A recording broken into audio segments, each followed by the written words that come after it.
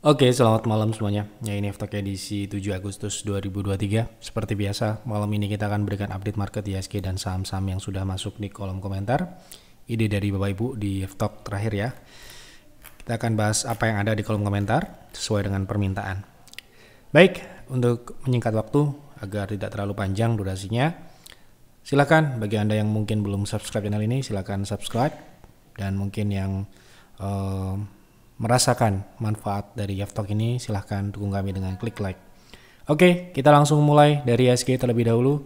Hari ini IHSG seperti yang kami sampaikan di stock call bahwa minggu ini IHSG masih akan konsolidasi dan membosankan, ya naik tipis, turun tipis dan seperti itu, dan perlu diwaspadai juga dengan banyaknya fall signal ini akan berbahaya apabila Anda overtrade di saat IHSG konsolidasi seperti yang terjadi beberapa bulan terakhir ini gitu ya. Jadi saya menghimbau ke advisor PTR untuk menahan transaksi agar tidak terlalu over atau tidak terlalu agresif gitu ya, karena IHSG memang dalam kondisi yang flat dan tentunya akan ya bisa dikatakan cukup menantang ya. Kita harus bisa mencari saham-saham yang berpotensi naik signifikan ketika IHSG tidak kemana-mana seperti yang kami pilih di stock call ini ya.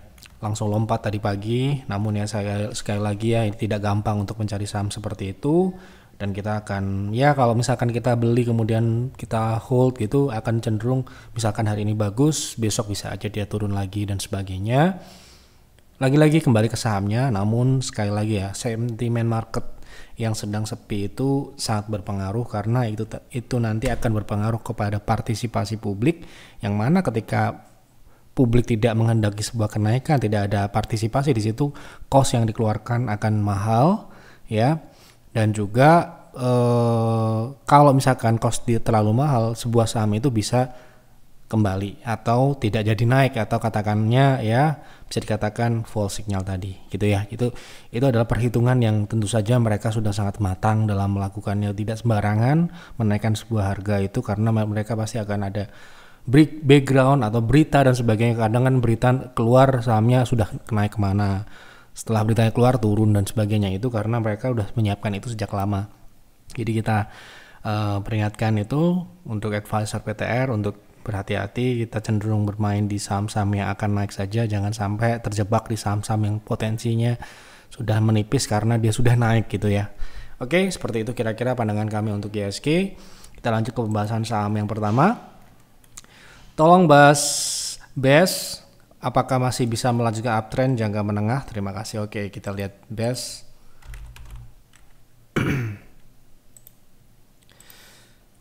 Oke, untuk saat ini BES dalam posisi dia sudah mencapai target roundingnya ya, jadi sangatlah wajar dia jatuh.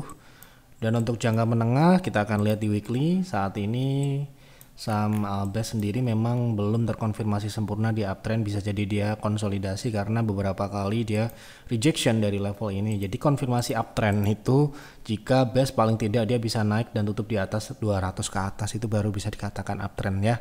Untuk jangka menengahnya saat ini ya, Anda lihat ketika dia turunin naik turun seperti ini pun ketika naik nanti juga akan cenderung wave yang signifikan. Jadi mungkin dalam jangka pendek ini akan turun sampai dengan 150 atau 140 dulu gitu ya dalam prosesnya. Nanti mungkin ada pengujian kembali di 180 atau 200 ini. Namun sekali lagi ini adalah saham yang lebih cocok untuk swing trade ya, bukan untuk trend following, karena memang Anda lihat sendiri wave-nya ini ya cukup signifikan gitu ya. Jadi sayang sekali kalau Anda sudah profit di sini tidak dieksekusi, dia bisa balik ke bawah. Seperti itu. Pak, tolong bahas IPCC. Technical IPCC, apakah penurunan sudah selesai? Apakah sudah terkonfirmasi melanjutkan kenaikan? Apakah saat ini cocok untuk trend following? Bagaimana trading plan-nya? Jadi pertama ini pertanyaannya terkait teknikal. Dia sedang turun, apakah sudah selesai? Konfirmasi kenaikan, cocok untuk trend following atau tidak? Kita akan lihat karakteristiknya. Oke. Nah ini nggak turun kok, lagi naik ya. Ya turun-turun yang wajar, masih dalam tren naik ya saat ini. Untuk trend following menurut kami ini juga nggak cocok karena kita lihat pelajari dari sebelum-sebelumnya dia cukup agresif wave-nya, meskipun ya ada penurunan itu ya sifatnya wave ya, dan ini belum turun ya. Jadi saat ini dia sedang meretest. Kalau kita buka di daily gitu ya, Kita sekarang ini kita lihat di daily ya. Nah, ini wave-nya akan kelihatan ya. Time frame daily kan kelihatan. Nah, di sini dia sekarang ini sedang menguji EMA 60 yang mana ini akan menjadi konfirmasi apakah dia downtrend atau uptrend, masih uptrend. Yang jelas ini saat ini menurut kami cocoknya untuk swing ya, karena saham ini memang seperti yang Bapak Ibu mungkin lihat di sini ada wave-nya gitu ya. Dan kalau kita lihat dari potensi ya, ini menarik atau tidak, kita lihat sekali lagi karena di sini ada pershadow, ini cukup menarik harusnya. Secara persentase berapa kita akan lihat 6 sampai dengan 13%. Jadi dengan risk yang sangat bisa ditoleransi karena di bawah 5%, 3% aja di 740 dengan potensi upside ke 825 sampai dengan 865. Jadi untuk swing cocok. Trend following menurut saya tidak cocok. Seperti itu. Jadi terserah kamu mau trend following atau mau swing, tapi yang jelas kami akan melihat saham IPCC saat ini cocoknya lebih ke trend swing trade, bukan trend following. Seperti itu. Tolong bahas ASPI, apakah menarik untuk di swing jika dilihat teknikalnya uptrend, potensi risk reward, apakah menarik di koleksi, volume dan MACD seperti menarik. Kita lihat ASPI, cocok nggak untuk trend swing ya. Berarti kalau sekarang ini dia mau swing, saham ini, nah ini justru cocok dia untuk trend following. Namun sayangnya ini sudah naik ya, ya. Jadi kalau dia turun pun rally signifikan, ya. Nah ketika dia naik dia juga rally seperti ini. Ini cocok untuk trend following, ya. Jadi untuk saat ini menurut kami tidak menarik lagi karena dia sudah naik sangat tinggi dan resikonya sangat tinggi. Ketika dia turun berarti reversal seperti itu ya. Nah, jadi turunnya itu bukan swing untuk naik ya, tapi swing reversal gitu. Oke. Selamat siang Pak Yep. Saya mau tanya untuk saham Inco, apakah masih ada potensi naik ke atas 7.000 untuk jangka pendek? Saya ada posisi di harga 67, sebelumnya sudah antri jual di 7.000, belum kejual. Terima kasih Pak Yep. Oke, kita lihat Inco apakah dalam jangka pendek ini potensi naik ke 7.000. Oke, Inco untuk jangka menengah panjang saya rasa nggak akan ke 7.000 aja, seperti yang kami sampaikan sebelumnya. Uptrend ini masih akan berjalan dan Inco salah satu saham yang kita cukup perhatikan sejak 2020 yang lalu, dan kita sudah berkali-kali membahas ini kenapa kita pilih Inco daripada Antam ataupun Tins.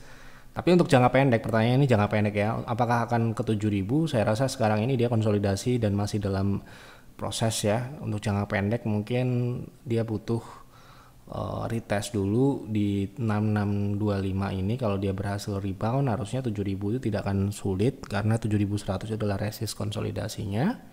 Jadi saya rasa cukup untuk bersabar dulu untuk antri di sana ya. Namanya saham nggak ada yang tahu kapan, jam berapa, menit ke berapa, tapi ini yang jelas proses ke sana ya. Oke, seperti itu.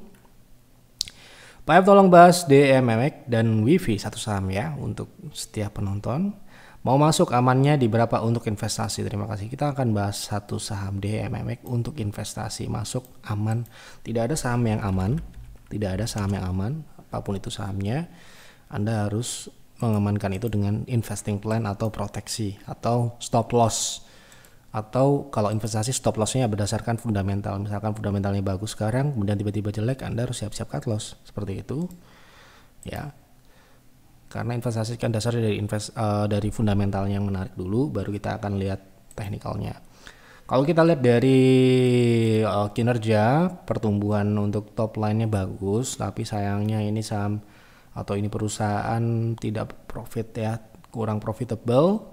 Dan menurut kami ini bukan tipe, walaupun dia hyper growth di atas tapi di bawahnya boncos, buat apa?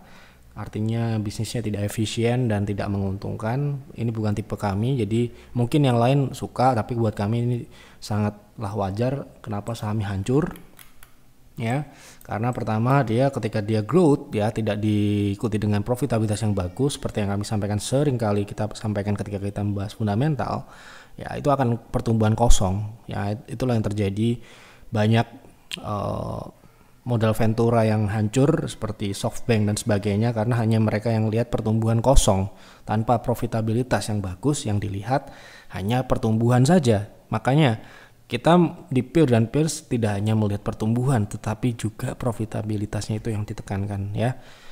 ya, bahkan kita minimal 5%, dan 5% itu nggak boleh. Sebenarnya 5% itu kalau ada yang lain aja gitu ya.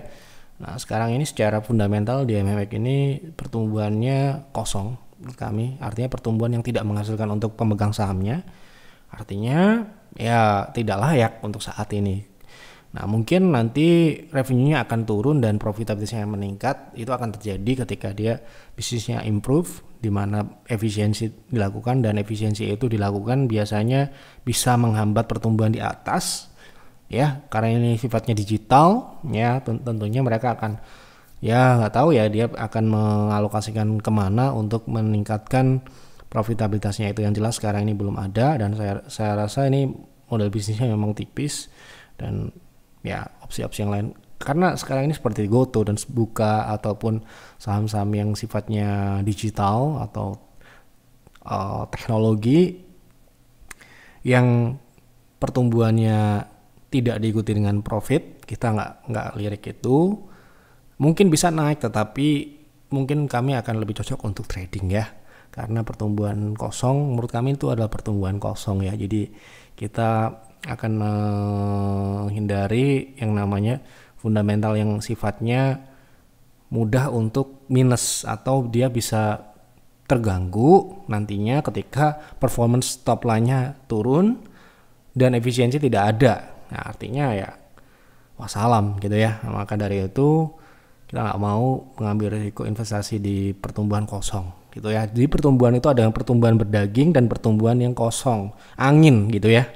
Pertumbuhan yang sifatnya itu tidak menguntungkan gitu ya. Nah, ini terlihat ya, Anda perhatikan baik-baik ya. Anda lihat baik-baik pertumbuhannya ini besar sekali ya, ratusan persen, hyper growth untuk atas ya. Tapi di bawah ya di sini dia langsung ambrol, langsung turun sangat signifikan karena ya langsung ini ya, di sini langsung minus seperti ini. Kenapa? Karena di sini ya operasionalnya cuma 1% bisnis ini untungnya.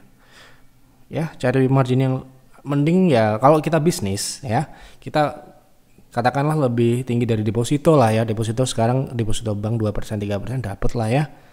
Daripada kita invest di perusahaan seperti ini. Pertumbuhan di atas tapi di bawahnya kosong. Ya. Dan akan sangat mudah untuk dia minus ya di bawah, karena memang itu lagi memang tipis ya, marginnya sangat tipis, dan kami tidak suka itu ya. Untuk ini menurut kami, sekali lagi, Anda boleh tidak sama dengan kami, nggak apa-apa ya, seperti yang sudah kami contohkan di investasi kami di peer ataupun di peers ya. Ketika ada saham atau perusahaan yang kita beli sahamnya kemudian profitabilitasnya turun, itu bisa menjadi sebab kenapa kita buang kiri ya gitu. Oke.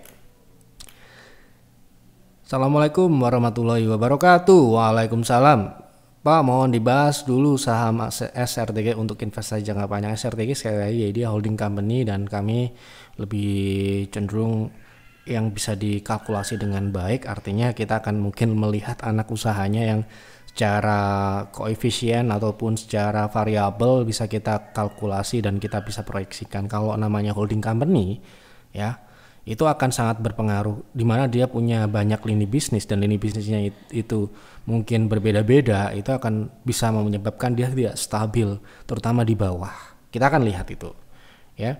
Jadi untuk investasi, sekali lagi kita nggak ngomong saham Saratoga atau saham tadi apa DMMX tidak bisa naik ya. Sekali lagi kita kembali ke fundamentalnya ya. Nah, ini kita belum bicara banyak hal, tapi kita tunjukkan ini aja ya. Naik turun, naik turun, naik turun, dan kami tidak suka yang seperti ini. Kita kasih contoh ya, yang kita investasi seperti DRMA misalkan, yang sekarang ini sudah menginjak bulan ke-6 dan sudah 100%. Lihat ya pertumbuhannya ya, bagus, tetapi profitabilitasnya bagus gitu ya. Nah, seperti ini, stabil, pertumbuhan yang stabil seperti ini ya. Nah, apalagi misalkan Kin misalkan ya. Nah, seperti ini pertumbuhannya, dan bisnisnya memang tidak bisa di-compare antara Saratoga dan, sekali lagi, memang holding company seperti itu. Anda cari holding company yang lain mungkin akan sangat terpengaruh oleh kinerja anak usahanya. Nah, lagi-lagi kita lebih akan cocok mungkin akan invest di anak usahanya gitu ya, daripada kita ke holdingnya gitu, karena ya lagi-lagi ya fundamentalnya akan naik dan turun, ya bisa dikatakan tidak stabil seperti itu. Oke, seperti itu untuk Saratoga, bukan tipe kami ya gitu. Kalau itu menurut Anda bagus monggo, tapi kalau menurut kami tidak. Sekali lagi ini kita bicara fundamental, bukan masalah harga saham yang bisa naik atau turun ya. Kita kembali ke kelayakan dulu, karena kalau kita investasi yang pertama kita lihat adalah fundamental, baru kita lihat teknikalnya ini menarik apa enggak gitu ya. Oke.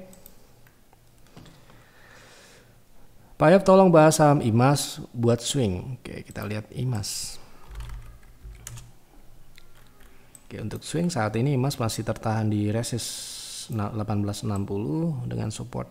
Bisa untuk swing dengan risk yang menurut saya ya bisa ditoleransi lah, sekitar 3,9 atau katakanlah kita bulatkan 4% di 17.30 dengan TP terdekat di 2000 ya, psikologis di 12%-an, itu menurut saya menarik untuk swing ya.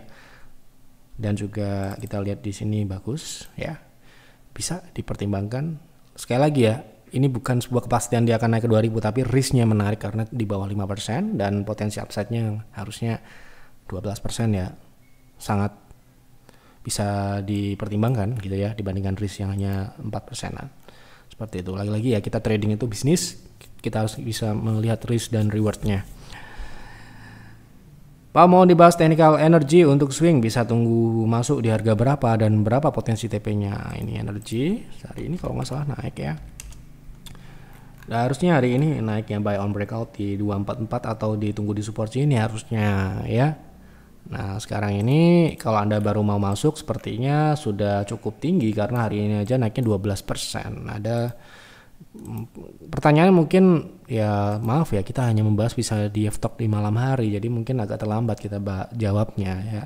Jadi seperti ini, saham seperti ini kan dia konsolidasi seperti ini ya. Anda lihat kemarin kita sudah pernah bahas ini, kalau dia flat ya, kemudian kalau dia breakout ya berarti ini akan berubah, Anda bisa beli gitu loh. Ini kan konsolidasi, oke? Jadi diingat-ingat ya, kalau misalkan Anda lihat seperti ini, kemudian dia bisa lewatin ini namanya resist konsolidasi, berarti ini akan membuat sebuah pergerakan yang baru dari tren mendatar atau up, non trending atau tidak ada trennya atau konsolidasi bahasa umumnya. Kalau kemudian dia breakout ke resistnya, berarti potensinya adalah memulai uptrend ya, seperti itu. Nah, kalau belum beli, misalkan Anda nggak beli tadi, Anda bisa tunggu koreksinya di 246 atau 244 ketika dia meretest. Dikasih enggak ya, saya nggak tahu, tetapi itu akan lebih bisa diterima apabila Anda beli di situ karena risknya ya 6%. Anda dapatnya di 240 lebih bagus lagi, itu bisa di 5%. Tapi ya lagi-lagi ya, setiap orang memiliki profil masing-masing.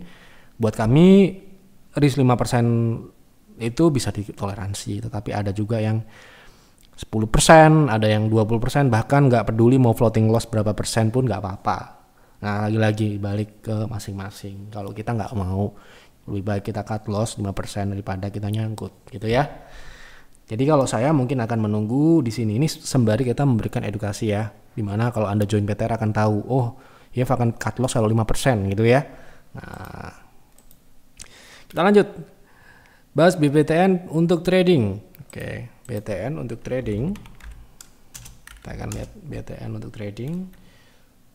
Oke, sepertinya mulai rebound, dia membentuk high low ya, kita sebut ini high low karena lebih tinggi dari sebelumnya, dan kita juga bisa tarik trend line seperti ini. Artinya risknya kan trend line ini ya, mana ini sekitar 2 atau 3% dengan potensi upside. Di sini ada gap 3%. Kalau Anda mau profit segitu monggo, 4%.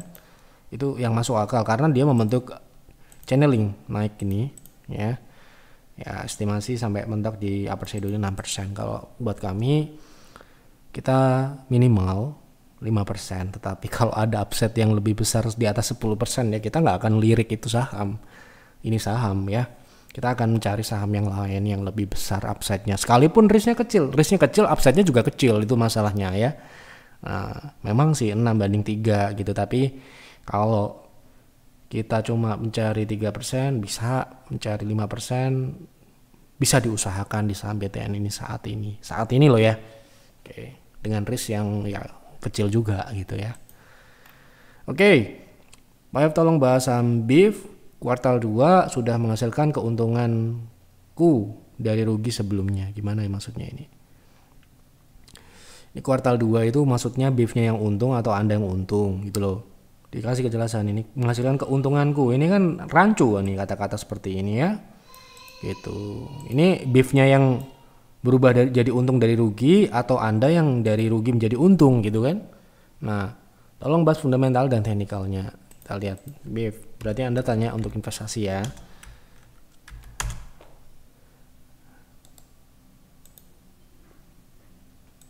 Oke. Tetap tidak masuk buat kami karena ya sekali lagi ini ya seperti ini, bisnisnya turun seperti ini. Kuartal 2 bagus sekali. Tapi bagusnya ini ya kita perlu konfirmasi beberapa kuartal ke depan karena dia tren bisnisnya turun. Nih loh ya. Masalahnya banyak yang lain. Kalau cuma sahamnya cuma ini, wah ini bagus nih, dia lagi turn around atau bisa katakan bisnisnya dari rugi menjadi untung gitu ya. Nah, tapi kan kita lihat tren bisnisnya ini turun dari 2022. Ini kenapa turunnya ini harus diperdalam. Ya, ini rugi paling dalam 2020, kemudian dia sedikit membaik. Tetapi masalahnya ketika di 2021 ini yang saya sebutkan tadi ya, bisnisnya ini sangat tipis, ya, jadi sangat mudah untuk dia boncos di bawah gitu ya bahasa kasarnya, atau ya bisa dikatakan itu sifatnya lemah gitu ya. Kalau di atasnya sudah tidak tumbuh lagi ya, kemudian tidak di dalamnya tidak ada efisiensi, hancur di bawah gitu loh. Yang hancur di bawah kan kita investor kan yang kita perhatikan yang di bawah ya. Kalau di bawahnya hancur, apalagi operasionalnya juga tipis, ya wassalam gitu ya, bisa aja bisnisnya bermasalah dan sebagainya.